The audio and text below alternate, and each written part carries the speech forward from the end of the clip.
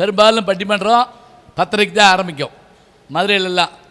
அது பட்டிமன்றம் இல்லை, 10 மன்றம் தான். 10 மணிக்கு தான் ஆரம்பிக்கும், 1:30 மணிக்கு முடியுது. எல்லோரும் வந்து கை கொடுக்குறாங்க. எனக்கு ஒரு 85 வயசு பெரியவர் என்கிட்ட வந்து கையில் ஒரு மஞ்சள் பை வச்சுருந்தார்.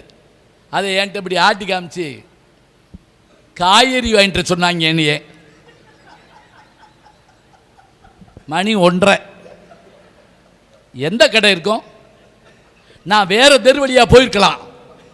அவர் என்னை திட்டுறாருன்னு நினச்சேன். நான் சொல்லிட்டு, காய்கறி நாளைக்கு வாங்கலாப்பியா, இந்த தமிழ் நாளைக்கு கிடைக்குமா அப்படின்னார். இது சொன்னாரா?